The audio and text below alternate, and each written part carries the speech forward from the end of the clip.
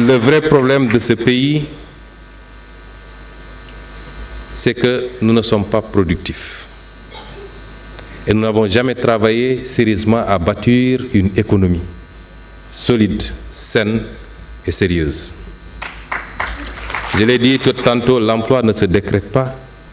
Il n'est que la résultante des performances que nous réalisons, particulièrement dans ce domaine qui est l'économie. Et c'est illusoire de penser que l'emploi tomberait du ciel simplement parce que nous avons ce vœu, si nous ne nous attaquons pas sérieusement à ce problème. Le second problème est celui de la mobilisation des moyens endogènes du financement pour répondre à nos ambitions et pouvoir avoir plus ou moins d'autonomie par rapport à cela. Mesdames et messieurs, sur la période 2014-2023, l'activité économique au Sénégal a cru en moyenne de 5,3% annuel, contre 3,3% sur la période 2000-2013. Mais si on exclut de cette croissance le PIB non agricole, qui s'est accéléré qu'entre 2014 et 2017, ça veut dire que depuis 2018, nous sommes dans une dynamique de décélération. Si on l'enlève, et si on enlève de cette croissance également le secteur des hydrocarbures, la croissance moyenne a été de 3,1%. Si vous la corrélez au courant démographique, vous vous rendez compte que nous n'avons pas suffisamment été productifs, nous n'avons pas pu dégager suffisamment de marge pour que cela puisse générer de la redistribution. Redistribution par l'emploi, redistribution par l'offre de biens et services sociaux et redistribution par les transferts sociaux pour aider les plus démunis. Et c'est là où se trouve le véritable pari que nous devons relever désormais. Si on ne parvient pas à bâtir une agriculture solide, si l'on ne parvient pas à bâtir des activités structurées autour des autres secteurs primaires, pour pouvoir avoir l'ambition d'aller vers le secteur secondaire par la transformation, tout ce qu'on est en train de dire ici sera du vœu pieux, mais nous ne produirons pas d'emploi au Sénégal. Le second problème, comme je l'ai évoqué tantôt, est celui du financement.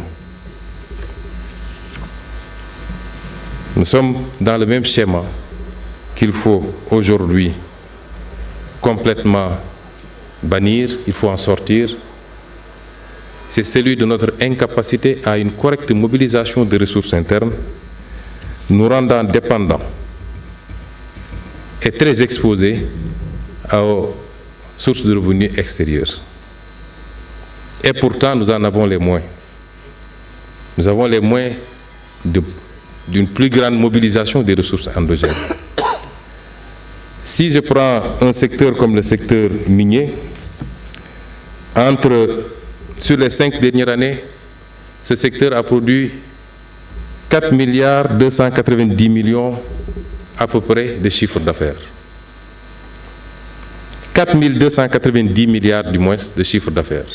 4 290 milliards de chiffre d'affaires. Le secteur extractif, que ce soit le secteur de l'or, l'exploitation aurifère, les phosphates, le zircon, tout le secteur extractif, 4 290 milliards et poussière, pour un bénéfice cumulé de 1127 milliards,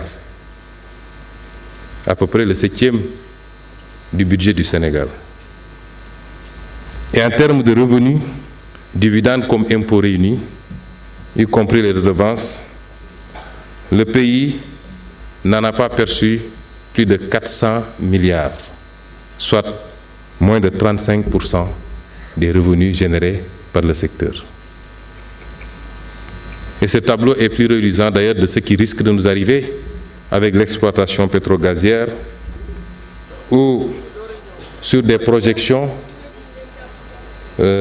par exemple en matière gazière de 21 440 000 barils par année, pour ce qu'on vient de démarrer, en attendant les phases qui suivent, le Sénégal, tout revenu confondu, par Petrosen, par Sénégal, se retrouvera avec moins de 13% des revenus pétroliers.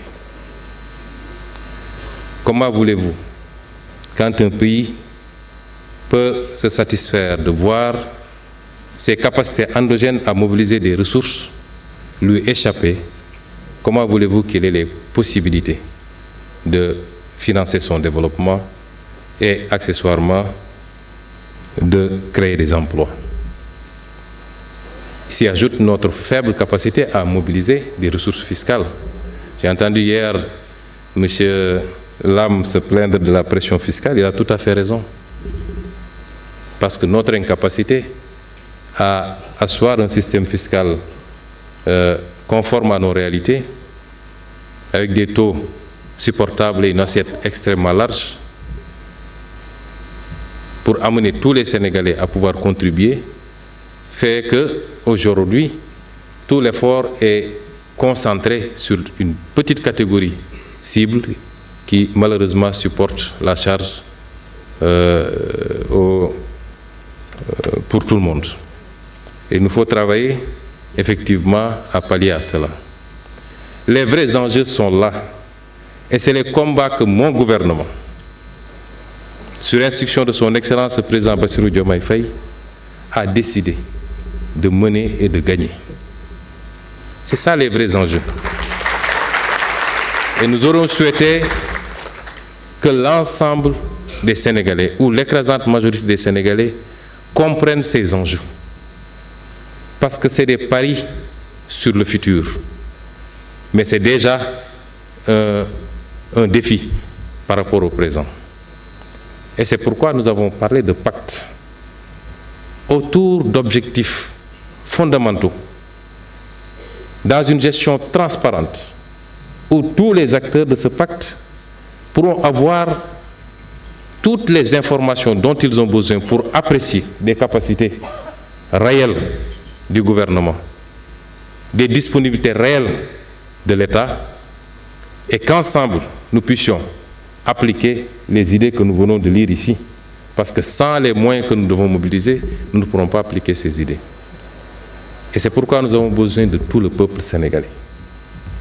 Nous allons lancer des discussions pour renégocier ce qui a été mal fait et pour faire de sorte que l'essentiel des richesses de ce pays puisse profiter au pays, y compris le rapatriement des devises qui doit pouvoir servir notre balance. C'est un combat que nous ne gagnerons pas sans le soutien de tous les Sénégalais.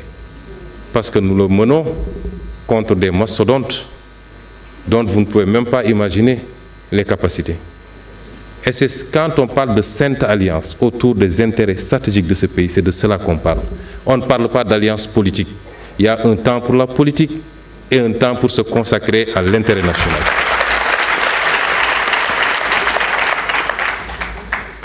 Vous voyez un pays comme le Qatar,